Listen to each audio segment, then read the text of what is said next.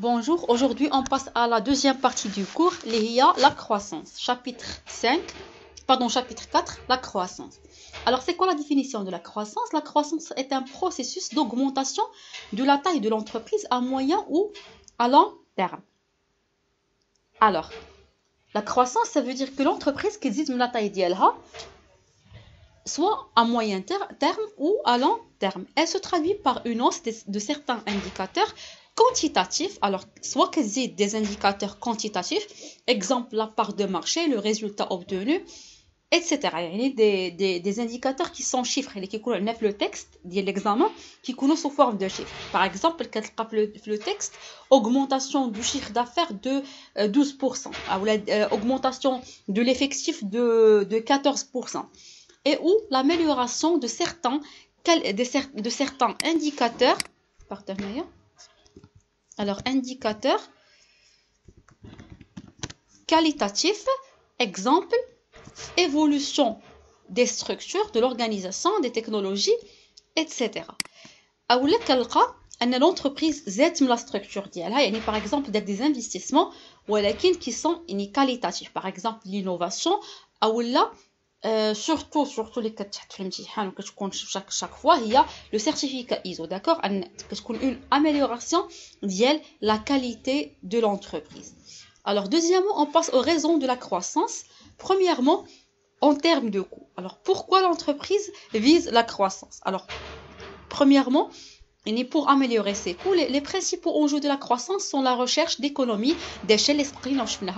L'économie d'échelle, ça veut dire lorsque la production augmente, le coût unitaire baisse grâce à la répartition des coûts fixes. D'accord? Une optique de réduction de coûts. Alors, pourquoi? C'est pour baisser les coûts, c'est pour réaliser les économies d'échelle. Comme la définition d'ILHA, une autre fois le cours. Alors deuxièmement, en termes d'efficacité, la croissance est une condition de survie des entreprises. C'est un moyen de réalisation des finalités de l'entreprise ainsi que les finalités personnelles des dirigeants. Le critère vise à la recherche de l'efficacité, à travers. Alors l'entreprise fait la croissance, elle cherche l'efficacité. Premièrement, en termes d'expérience, d'accord? Alors, effet expérience, le cumul, il y a les savoirs qui coulent de l'entreprise grâce à la longue pratique d'un métier. La maîtrise du métier avec l'expérience permet de diminuer le coût unitaire des produits. C'est aussi...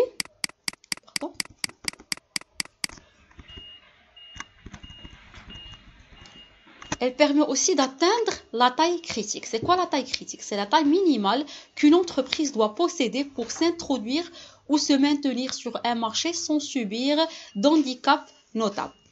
De l'entreprise qui veut un marché, il veut pénétrer un marché ou se maintenir sur un marché, elle doit obligatoirement avoir une taille minimale, soit le volume de production ou le volume de chiffre d'affaires pour تدخل le marché ou pour تبقى on survit sur le marché.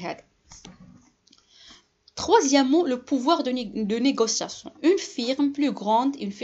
entreprise plus grande bénéficie d'un grand pouvoir sur le personnel.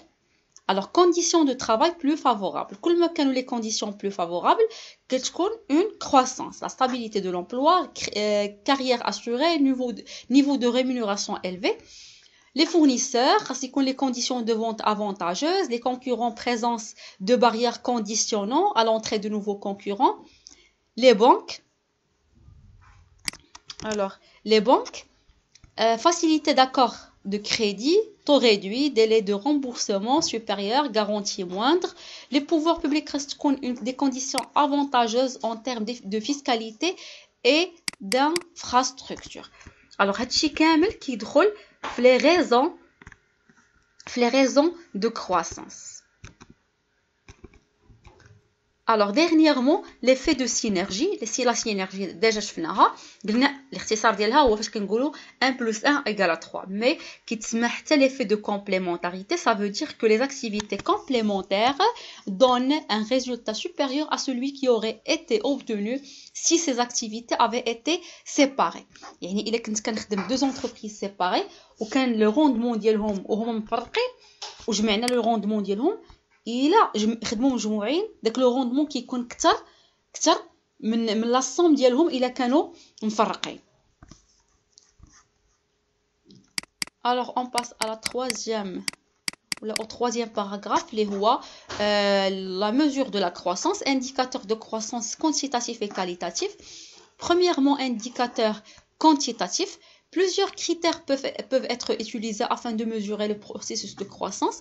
Des indicateurs physiques, des indicateurs monétaires, la quantité de moyens mis en œuvre et bien sûr, avant de passer aux indicateurs qualitatifs, je répète pour expliquer.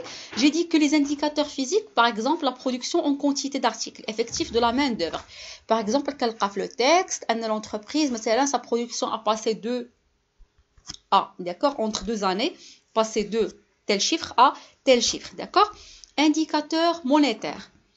Par exemple, le chiffre d'affaires, le résultat net, la production en valeur. La quantité des moyens mis en œuvre, nombre d'heures travaillées, les investissements, les consommations diverses. Alors, de كلهم يلقيتهم sous forme de chiffres. كنفهم que ce sont des indicateurs quantitatifs. Alors, on passe aux indicateurs qualitatifs. Les indicateurs qualitatifs demeurent insuffisants pour rendre compte de façon globale du processus de croissance et aussi montrer l'impact économique, social ou organisationnel. Cela nécessite la mise en place des indicateurs qualitatifs. Alors, les indicateurs quantitatifs بوحدهم ما كافيينش. خاصنا نشوفوا aussi les indicateurs qualitatifs. Par exemple, le climat social. Alors, كل ما كان le climat social مزيان يعني راه كاين des indicateurs qualitatifs. كاين une qualité يعني absence de grève, l'absentéisme, le turnover يعني داك الروتاسيون ديال les emplois. La structure organisationnelle يعني خاص تكون la décentralisation, خاص تكون la délégation باش تكون عندي la qualité.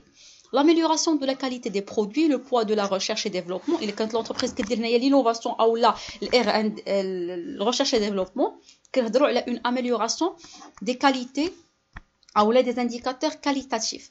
Évolution de l'image de marque, perception des produits par les clients. Alors, on passe au taux de croissance. Ou déjà l'économie. Alors, normalement, qui تحسب grâce à un taux de croissance égale V1. Alors, فاش كنقولوا V1, ça veut dire la valeur une année quelconque, d'accord? L'année N moins la valeur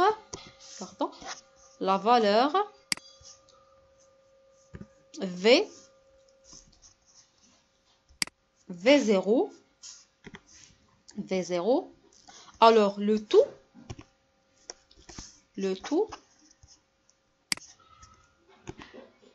sur V0.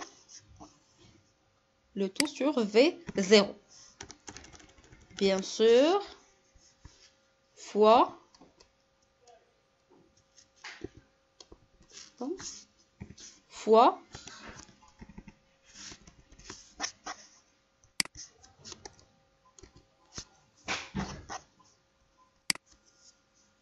alors fois 100 fois 100. D'accord? Alors lorsqu'on veut calculer le taux de croissance, ou qui t'attend bzaf l'examen qui dit calculer le taux d'évolution entre l'année 2012 et 2013 et puis qui dit interpréter. Alors كناخد ما كنكتبش في d'accord? Il عطاوني مثلا le chiffre d'affaires كنكتب CA 2013 moins CA 2012 sur CA 2012. عطاوني la production كنكتب PR مثلا كنكتبها abrégé PRD T مثلا 2013 moins 2012 sur 2012 fois 100, d'accord?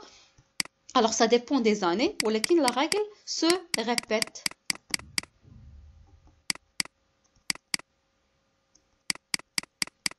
Alors, puis on va voir les modes de croissance. Alors, les modes de croissance, سهلين. Qu'est-ce qu'on a? Soit une croissance interne, soit une croissance externe. Alors, بالنسبة la croissance interne, باش كنعرف c'est une croissance interne. سهلة في l'examen. Une fois l'entreprise qui dit des investissements, automatiquement c'est une croissance interne. Parfois, مثلا ما بقاش ليا الوقت ولا في الامتحان اولا مثلا ما لقيتهاش لو تكست سوبوزو ما لقيتش لو تكست واخا راه كتكون باينه justifier que l'entreprise X adopte une croissance interne. Le fait انني كنشوف كدير investissement كنكتب investissement, d'accord. Alors les investissements اللي كدير هذيك l'entreprise هما la croissance interne. Alors, définition, c'est la création des capacités de production nouvelles. Alors, c'est la création des capacités de production de l'entreprise par ses propres moyens. Il y a des capacités de production par les moyens d'IA. Il y a notre tiers, d'accord? Alors, les modalités, soit une acquisition d'actifs, soit construction d'ateliers, soit développement de nouvelles technologies ou des certifications ISO. Alors, غالبا هنايا إلا تكون الموداليتي كنكتب لهم انفستيسمون, داكوغ. كتكون انفستيسمون هي الموداليتي, داكوغ. بالنسبه لا كرواسونس اكسترن, لا كرواسونس اكسترن يعني هي فاش لونتربريز كتكبر من راسها ولكن غراس ا دي بارتنير. وهنايا كنهضروا على لي بارتنيريا.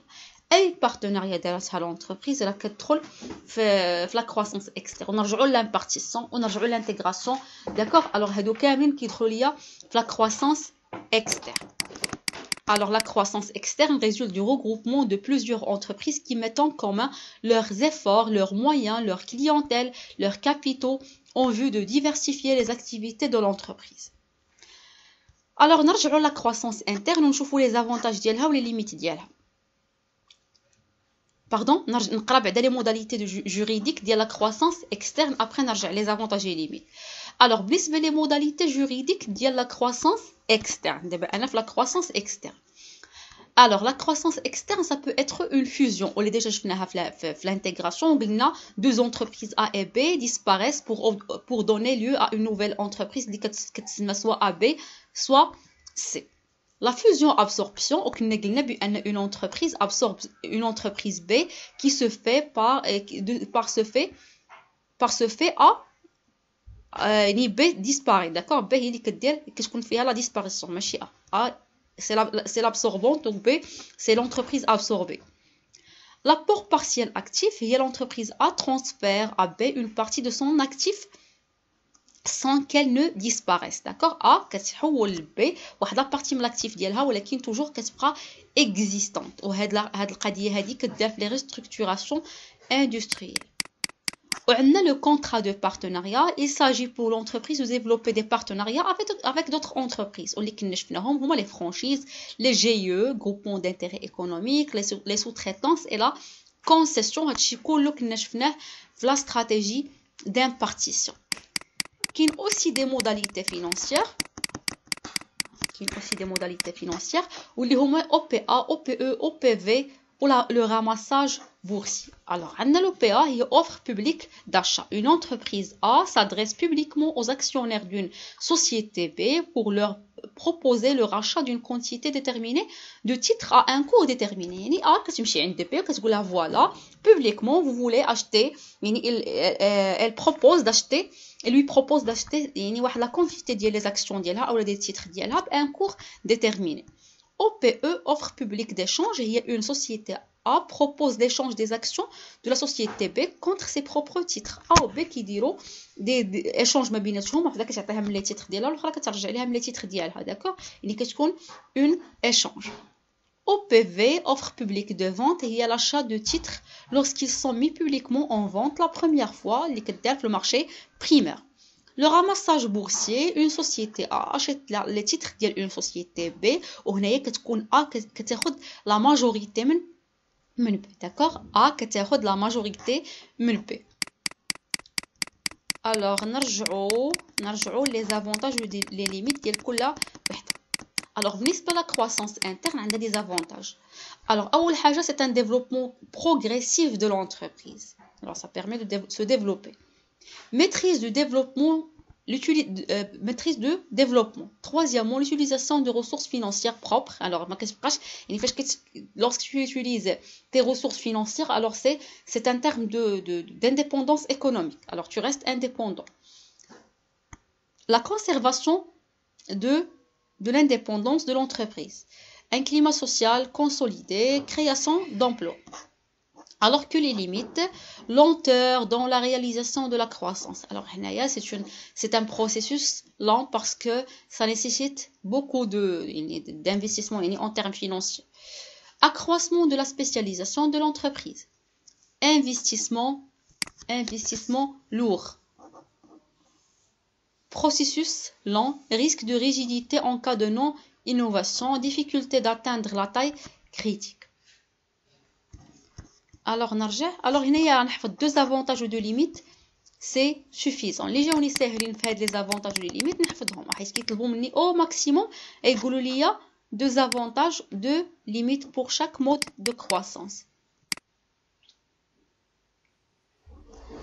بالنسبه لي موداليتي فاش كيسولني في الامتحان بالنسبه للكرواسونس انترن توجور في الموداليتي ما عرفتش نكتب انفستيسمون ما كنتش حافظ هذا الشيء غنكتب لهم انفستيسمون كنت عارف او بي ا او بي في ولا هذا ما كنتش عارف سي ان بارتناريا داكور توجور سي ان بارتناريا alors il y a partenariat là c'est ça avantages et limites de la croissance externe. Premièrement, une croissance rapide de l'entreprise, accès rapide à la taille critique, l'axe ديال الاخرين, effet de synergie. L'entreprise peut saisir des opportunités de marché cas de diversification, réduction de la concurrence. Alors, soit il y a une intégration ou un partenariat avec ses concurrents, alors c'est une réduction de la concurrence. Un partenariat avec le fournisseur ou avec le client, ça permet de saisir des opportunités et ça permet de diversifier l'activité. Financement d'investissement coûteux possible. Alors, les limites. Le coût de l'opération peut être excessif. Manque d'expérience dans les nouveaux domaines. Risque d'affaiblissement du pouvoir du dirigeant devant l'arrivée de nouveaux partenaires. Risque de renversement du climat social. Qu'est-ce qu'on réalise les licenciements, d'accord?